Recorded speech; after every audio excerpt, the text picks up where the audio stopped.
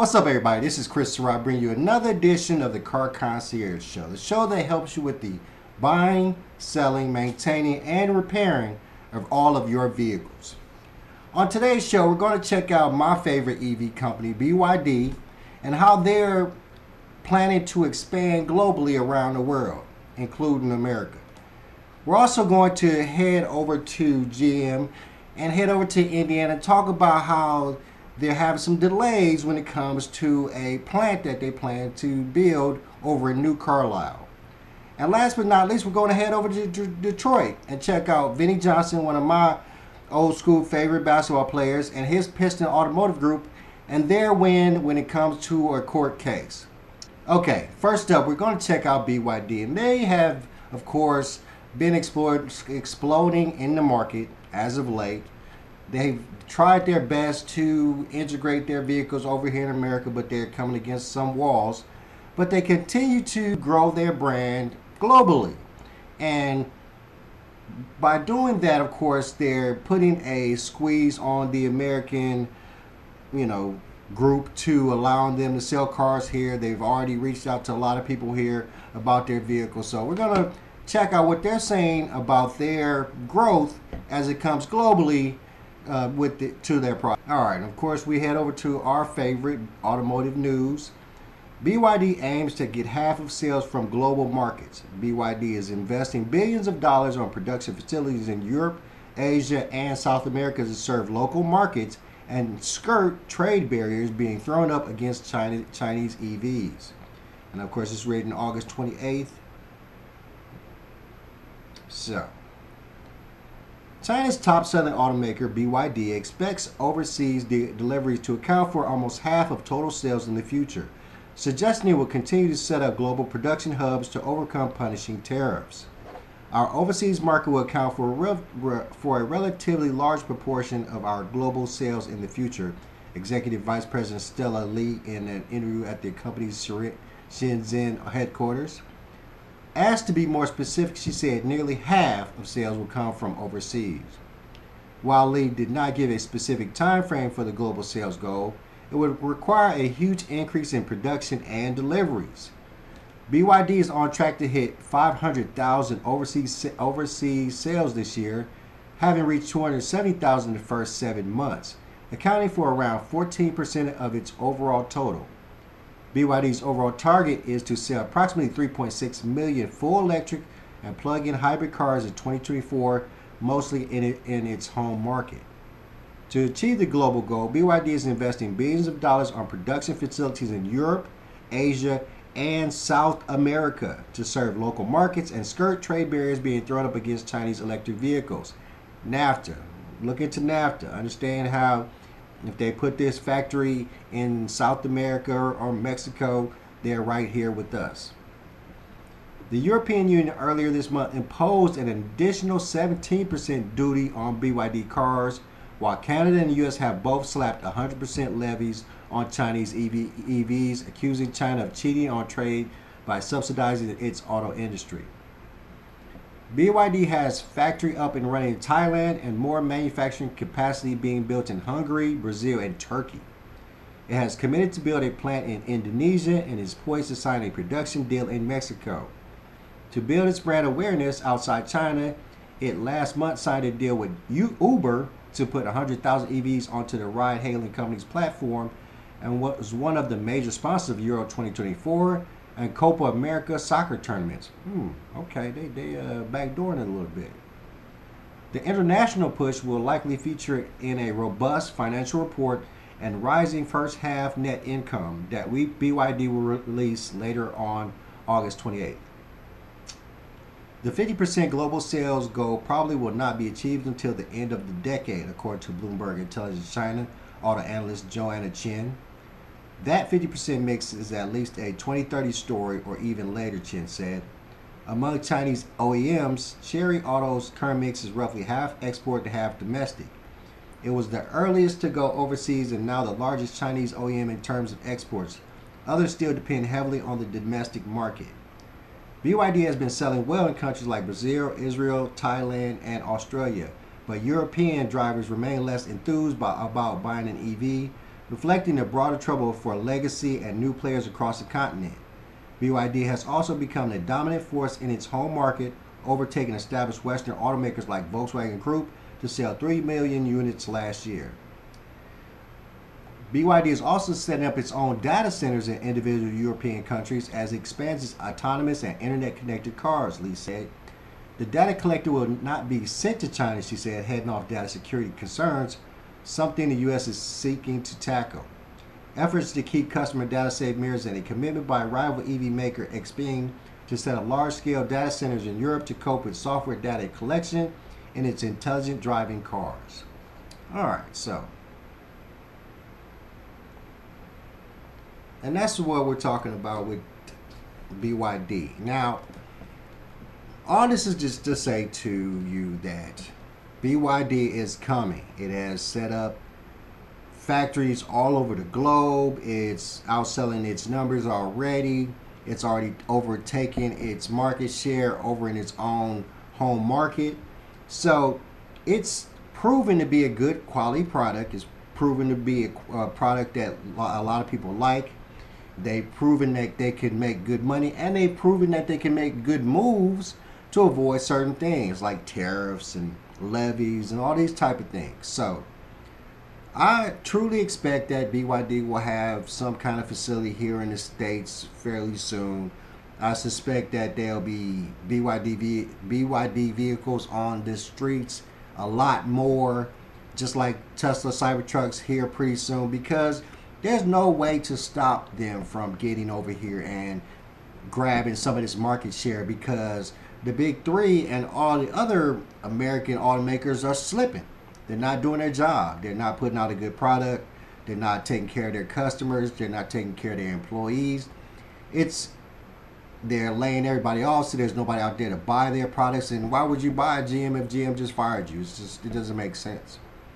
So we can just agree or not agree that BYD and other Chinese EV makers are going to really start to grab a hold of the American people and start to just dominate this market share, and we know it. And it's almost, I'm really to a point where I'm starting to think that, and this is just some old conspiracy junk, but I'm starting to think that like a group like Stellantis was even set up to buy or partner or parent the Chrysler Jeep situation to destroy them.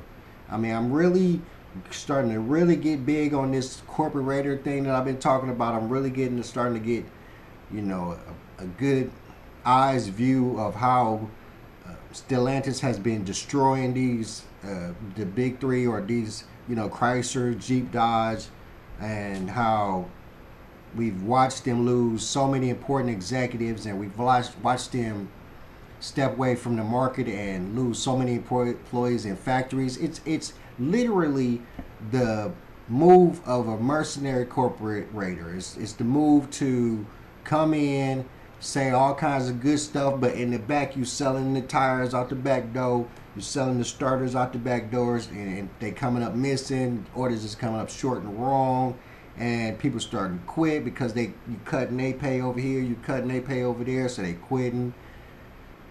It's really looking bad for the American automaker, and I'm really thinking that to the point where I think it has to be realized or be looked at to be a conspiracy, that is causing the American auto companies just to lose. They're losing. I mean, Elon Musk may be a different story, but he's a startup. I mean, he's getting fresh face action. He getting action because it's a new thing, and it's a popular thing. It's, Cybertruck, the Teslas themselves. It's a new thing. It's a popular thing. Ford has EV vehicles. All of the American automakers have EV vehicles, but they're not selling because when you look at them, you don't think EV vehicles. The minute you look at Tesla, you think EV, you think that's the way I'm going to go. You look at Ford, you don't think of EV, so you're still like, oh, Ford is not EV really, you know what I'm saying? Let me go and get a real EV. And that is going to want to be one of the biggest hurdles of maintaining EV market share here in the States as we continue to advance to a world where the majority of the vehicles on the road are EV. I know that's a big thing, you know, for the tree huggers out here in California, and, you know, other places are setting up rules where they desire that cars be hybrid or EV by a certain year. And the problem is that the hybrid and EV vehicles from the automakers here in America are just not selling. All the EVs mostly on the road these days are what? Tesla. But other than that, Rivian, you know, and once they figure out the whole political situation, because that's probably going, a lot of this probably hangs on the political situation. But once they figure that out, and then BYD makes it the proper moves, I'm telling you, these BYD vehicles going to be all over the road. And think about the market share that the American automakers are going to lose again. All right, long-winded on that one, but let's keep it going. All right, so next up, we brought to you a couple weeks back, and this is what we do pretty much every week. We talk about layoffs, but we also come to you with the positive. You know, a factory opening, a plant opening. These things are positive. They bring in jobs that they say they creating that we don't never see, but they're bringing these things to us, right? Well, over in Indiana, where I'm from, we came to you about a story about GM and Samsung building that plant over in New Carlisle. Well, and it was supposed to be breaking ground, I think, this year. Well, that's not going to happen. They got some delays, so all those people who moved from Detroit over to New Carlisle to try to get a job, I had to move back to Michigan, my friends. Let's check this out. Between General Motors and Samsung SDI has been in the works for some time, but the unexpected part of the announcement was the delay in production. GM attributes it to two factors: contract details and the current market conditions. And there's a lot of things I think influencing that. And so when you think about, in particular, consumer demand isn't what it originally was. So I think when all the automakers originally jumped into this, they thought consumers were going to flock to these a little more than they have. Just last week, Ford deferred some of its investments due to the lack of consumer demand. Ray also says that the policy of which presidential candidate wins this November could affect the plant's timing. If the plant receives federal funding or incentives, it could speed up the process. But if it goes away, it could slow it. Regardless of the reason for the delay, county leaders say it's actually good timing. The delay actually helped us in truth, because as we had a lot of water and sewer work being done in that area, it was because that project wasn't happening, we were able to do a lot more work around it and not have all the extra people in the way. But as our projects are starting to wrap up, they're going to come in and start working on their site, so the timing is perfect. The battery plant is expected to employ around 1,600 people and bring millions of dollars. This is a major investment. When you think about, this is one of the 3 or 4 biggest investments in Indiana's history. They want to make sure there's real demand for it. They don't want to build this and walk away from it because nobody wanted this kind of vehicle. I don't like it. I mean, I appreciate that they built this plant. I appreciate the idea that there's going to be 1,600 new jobs over in the Indiana area. But like they said, the delays are because of market conditions, which means that the delays are because they ain't selling nothing. The GM ain't selling nothing. That Samsung is having problems selling stuff. And this is what we're talking about. I was having a conversation with one of my friends last night after we were talking about some political things. And he was talking about, that we was talking about the tariffs over in China. And he was talking about, how it's important that we keep a good relationship with China. And my thing is that no, well, we don't need to keep a good relationship with China. We need to, whatever things that we need from China, we need to start making over here. We've lost so many jobs, so many factory jobs. Oh, so many factory jobs. And we need more factories. That's what that means. I mean, we need more factories. We need more plants like this, so people with 1,600 people can find jobs that have lost jobs or couldn't find jobs in the first place. We need more opportunity here in America for people to work. We don't need to coexist with China to get their parts. No, we figure out how to make the parts here. We're very smart. We build our plants here. We can do that, and we make our own parts. So our people can have jobs making those parts. So our people can enjoy those parts in the cars that we make. That's what we need. And they also was saying that it's going to depend on how the political situation turns out. See, that's another thing that I have a problem with. Look, I don't care who. To be totally honest with you, I honestly don't care who becomes president, because I've always been under the guise that no matter who's president, I got to work around them.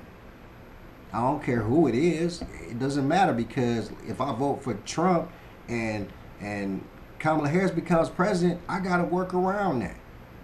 If I vote for Harris and Trump becomes president, I have to work around that. So it really, to me, I always said, it really doesn't matter to me who becomes president.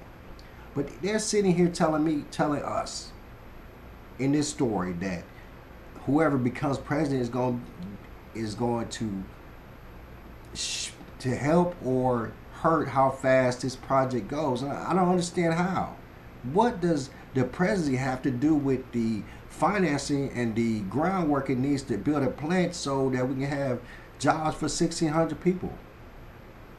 When did the political arena get so entranced into the business arena to the point where it's holding back jobs, holding back opportunity? I don't know. It's crazy to me. Hopefully they can get them jobs over in New Carlisle and get that plant up and running as soon as possible, because we need them. We've lost way more than 1,600 jobs over in Michigan, over in Indiana, over in Wisconsin, and those people need jobs all over the world. All right, last but not least, we're going to head over to sports, sort of, and check out one of my... I'm from Indiana, so to be honest with you, growing up, I started out a Bulls fan until I met Michael Jordan when I was a kid, and then I became a Lakers fan because I liked purple and gold because of my school colors. But I always was a fan of the Pistons. They were right across the way. I met Joe Dumars once, and they all seemed cool. But I always appreciated those basketball players that looked a lot older than they really were. And this is one of them, Vinnie Johnson. So Vinnie Johnson, he owns the Piston Automotive Group over there in Michigan, and they were being brought in some sort of court battle. I'm going to check this out and talk about it after. Former Detroit Bad Boys great Vinnie Johnson has been spending a lot of time in court these days rather than on one. His supply company ran into trouble with the group that decides which companies get a minority supplier designation. Our bin setter Rob Maloney is live with more. They were losing that designation, and that was going to be billions of dollars in lost business, Rod. Yes, Devin, and that's the thing that they're fighting for. So this is the temporary restraining order that reinstates that minority designation. But rest assured, there's a lot of drama, and this is far from over. Basis, say hello to the one they call the microwave. Vinnie Johnson converted his legendary clutch play into a far more lucrative second career. 4 companies under the Piston Group doing roughly $3 billion a year, one of the nation's largest minority auto suppliers. But the Michigan Minority Supplier Development Council revoked Johnson's minority status last February, claiming no minority management and adding Johnson does not manage his company's day-to-day operations. Minority Supplier Council CEO Michelle Suri Robinson says that this is a simple case. In a statement, she said, quote, "This is not about any one company or person. In an era where society is openly declaring its commitment to social, racial, and economic diversity and inclusion, it is imperative that we all play by and not bend or break the rules established to ensure a fair shake for those who have been historically left out," end quote. Johnson's attorney, Cinnamon Plonka, disagrees that's what's at play here. It's offensive to suggest a narrative that he's not managing these companies and he's not behind his brand, doing everything necessary to grow these companies. Instead, she says Michelle Suri Robinson had a personal problem with Johnson.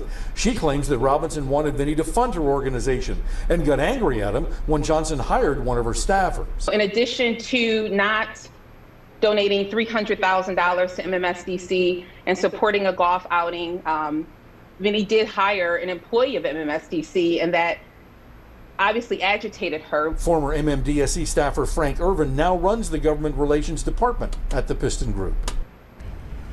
Now, one of the things that Robinson wanted as part of this decision was for Vinnie Johnson to essentially fire white executives and then replace them with African American or black executives. But Judge Groner, David Groner, said that's against the law. You can't do that. And so he reinstated it, but they're going to be back in court come August. Reporting live in Detroit, Rod Maloney, Local 4. It'll be fascinating to watch this play out. All right, Rod. Former Detroit Bad Boys great Vinnie Johnson has been... Wow. I wasn't really privy to what it was going on, but so man, so this diversity, equity, inclusion thing is getting way out of hand. It's just getting so way out of hand, and it is outrageous. So what I'm understanding is that I guess Vinnie Johnson's Piston Automotive Group, which makes billions of dollars, is basically labeled a minority group because he's a black man, which makes him a minority. And what they're saying is that because he has white people working for him, it's not a minority group and it's run by a decent amount of white people. When did racism become legal? That's what this is. This is like legal racism. This is like, this chick got mad. If we understand this right, this black woman got mad that this black man didn't, give money over to her organization, and he also hired somebody who worked for her, and on top of that, he had white employees. So they were petitioning him to get rid of the white employees, and if he did not, then he would lose his minority status. My question would be, what benefit does it give him to have this minority status? I mean, there's got to be some major benefit to him to be labeled as a minority business owner. I don't know why, because that in itself sounds like would be racist too, but it's just this DEI situation is just getting out of hand. As a matter of fact, all right, final thought on this is that people are coming up with the dumbest ass shit to attack people with. People are taking personal gripes and personal beefs and using the court system to attack people. This is exactly what this is. This chick has a personal beef with Vinnie Johnson over, contributions to companies and employees that don't work for her anymore. This is a personal attack. I hope he wins out. I hope he keeps his minority status. This is dumb.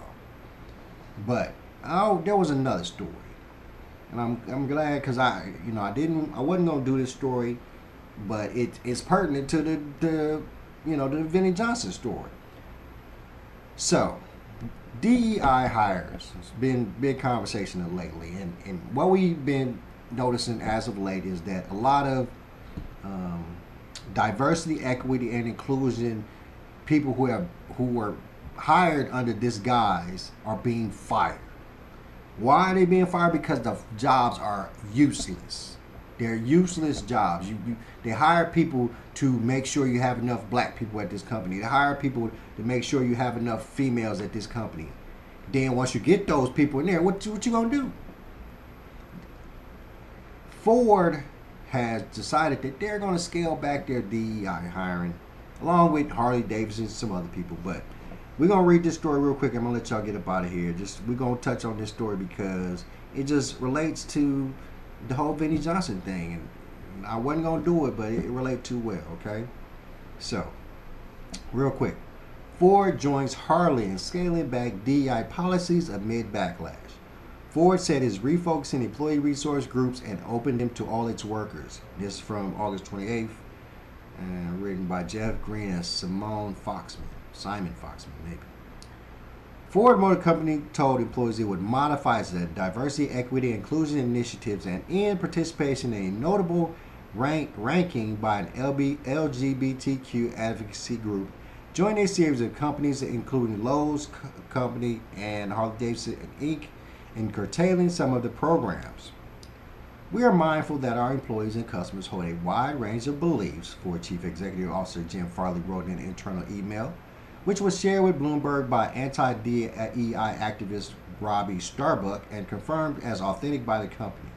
The external and legal environment related to political and social issues continues to evolve. Ford has said it will no longer engage with the Human Rights Campaign's Corporate Equity Index and various best places to work lists, and that it refocused employee resource groups and opened them to all its workers. All its workers. All lives matter. The car maker also said it would shift some of its corporate sponsorships and comment less on polarizing issues. Starbuck, a former music video producer turned influencer based in Tennessee, has claimed credit for prompting a string of companies to change or eliminate their diversity and social impact programs. Unlike legal activists Edward Blum and Stephen Miller's America First Legal, who filed lawsuits and regulatory complaints alleging DEI programs discriminate against certain groups, Starbucks has relied on social media platform X to generate popular outrage.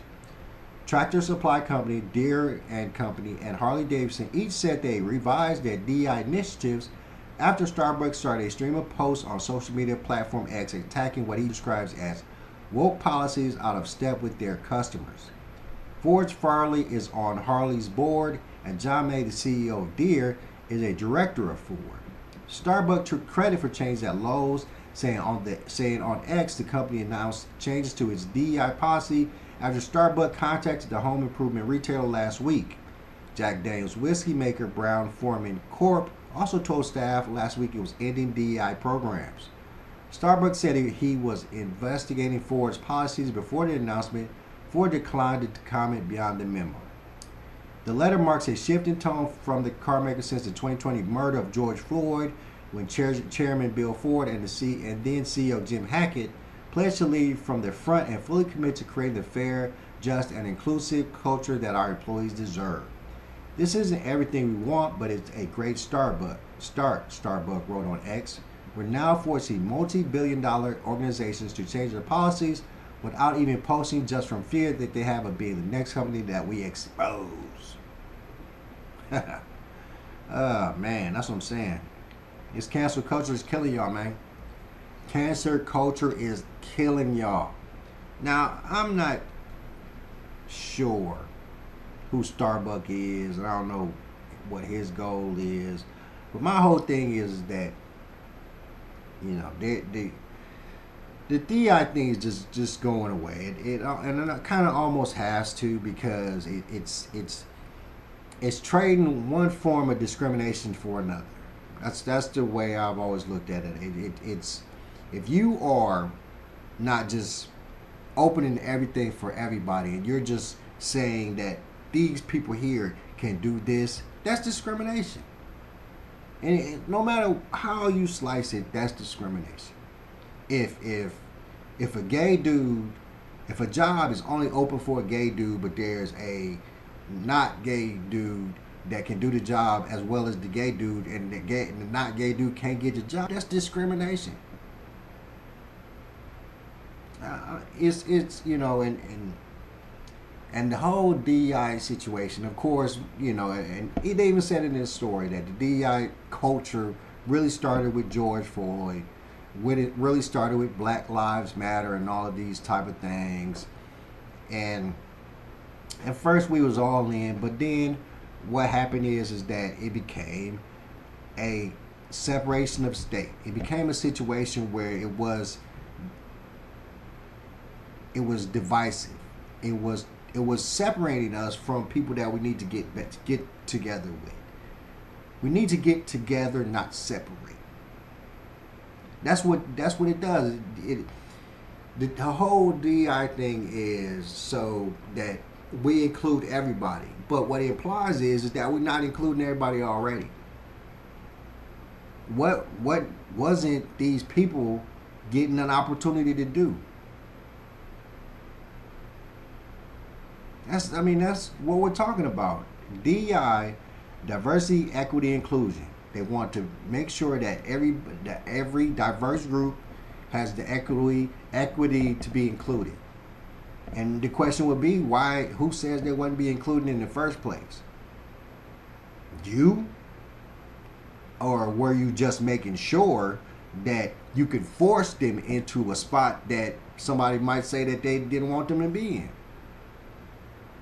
It's such a slippery slope. All right, guys, I'm going to let y'all get up out of here. I'm done with my ranting today. It's always a pleasure. Thanks for tuning in. Please like, share, subscribe to the channel. Hit me in the DM. Let me know if there's any ideas. Hit me on the Cashapp so we can buy some new lights, a new camera, and I'm out. Peace.